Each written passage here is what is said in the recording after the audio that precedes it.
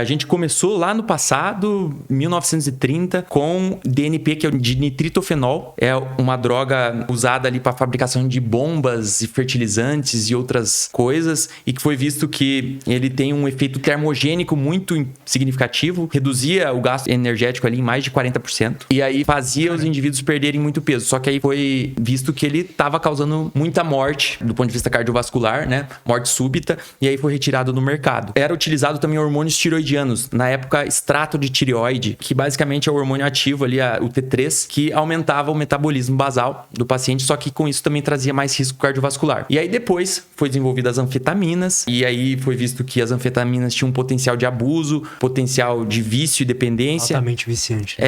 E aí trazia uma perda de peso inicial, só que você não conseguia manter aquele tratamento porque o paciente entrava num quadro de dependência do uso da medicação e desenvolvia outros problemas que eram tão ruins quanto aquele quadro de excesso de peso que ele tinha. Depois surgiu aí outras drogas noradrenérgicas, como a sibutramina, que inibe a recaptação de noradrenalina, serotonina e dopamina, que tinha um efeito um pouco mais interessante, não causava dependência, mas foi visto ali em 2010, no estudo chamado SCOUT. Nossa, tão recente. Que ela promoveu um maior risco cardiovascular, eventos cardiovasculares como infarto agudo do miocárdio e AVC não fatal. Foi retirada no mercado em grande parte dos países, como Europa, Estados Unidos e outros países. Foi mantido aqui no Brasil por uma questão mercadológica ali e também de pouco acesso às outras classes de outras drogas para o tratamento de obesidade, mas foi surgindo diversas drogas. O rimonabanto, que é um antagonista dos receptores de canabinoides, porque a gente sabe que a maconha, ela aumenta o apetite. Foi demonstrado ali e aumenta cerca de 40% a ingesta calórica, né? O THC, por exemplo. O cara fumar maconha aumenta a ingestão calórica dele, aumenta o apetite, dá larica, né?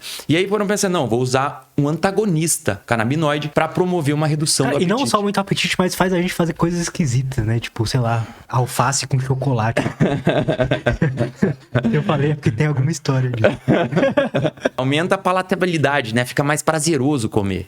É exatamente isso, aumenta a saliência alimentar. Aquele alimento que nem antes era tão gostoso, começa a ficar gostoso, né? Então, poxa, vamos inventar um antagonista canabinoide. Mas existem receptores canabinoides que são constitutivos, que eles ficam ativos no nosso sistema nervoso central, independente de um agonista estar presente. E esses receptores, eles são importantes para a homeostase psicológica geral, para estados de humor, protegendo o indivíduo contra estados mais depressivos, suicídio, entre outras coisas. E quando a gente antagoniza esses receptores, aumenta o risco de depressão e suicídio. Então foi visto que os pacientes que usavam rimondabanto até perdiam peso, mas eles tinham um risco muito aumentado de suicídio e depressão. E aí tiraram do mercado. Enfim, usaram medicamentos serotoninérgicos também, fenfluramina, dexfenfluramina, que eles eram agonistas serotoninérgicos de receptores que reduziam o apetite. Bom, a ideia era legal, atuava só a nível central, receptor de serotonina, então eu tenho uma redução do apetite, ok. Só que a gente tem esses receptores também no tecido cardíaco. E aí começou a causar problema valvar, né? Degeneração valvar, insuficiência cardíaca, hipertensão pulmonar. E tudo isso fez com que essas medicações saíssem do mercado também. A gente não tinha então a maioria atuava no sistema nervoso.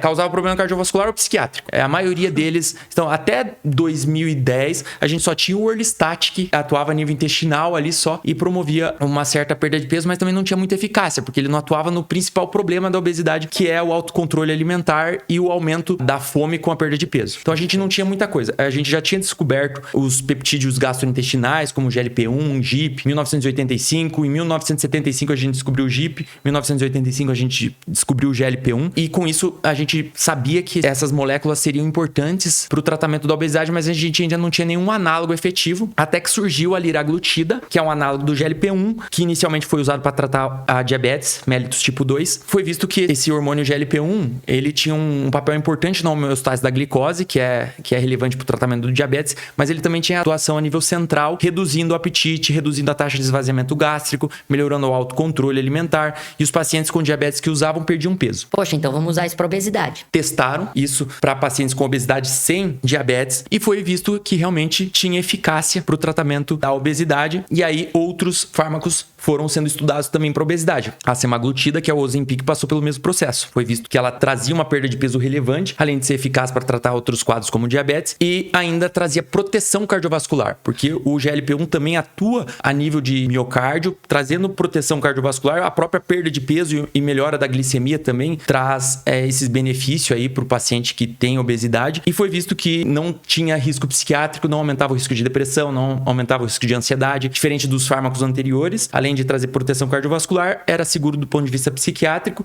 e trazia uma perda de peso que os outros medicamentos nunca tinham trazido. Então foi muito interessante o desenvolvimento desses análogos do GLP-1. Agora surgiu a tirzepatida, que é um análogo duplo. Que agora quando? Na verdade foi aprovado, já fazem 2 anos nos Estados Unidos. Pra caramba. E ano passado foi aprovado no Brasil. É recente o uso do Mounjaro, né, e do Zepbound, que são os 2 nomes comerciais aí da tirzepatida. Ele é um análogo duplo, que pega 2 receptores, o de GLP-1 e GIP, e traz um efeito sinérgico muito interessante, porque os 2 receptores, eles têm papéis muito semelhantes a nível central em relação à redução do apetite e ao controle alimentar. Nível periférico, ele tem algumas diferenças, mas o interessante é que eles têm uma sinergia muito boa e trazem uma perda de peso mais importante e mais constante, né? Demora mais para atingir o platô do que a semaglutida. A perda de peso média com a semaglutida, que é o Ozempic, é de 15% com a dose de 2,4 mg por semana. E a perda de peso média com Mounjaro é de cerca de 22%. Caramba!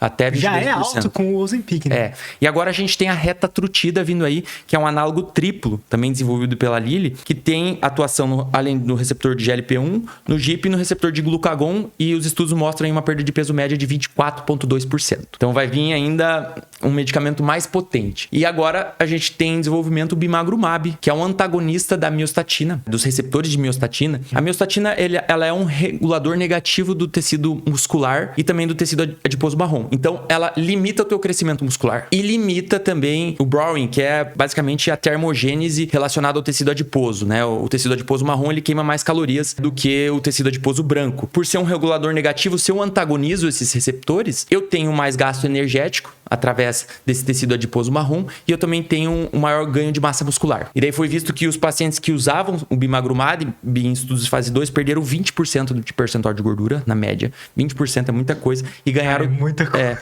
E ganharam 3,6% de massa magra.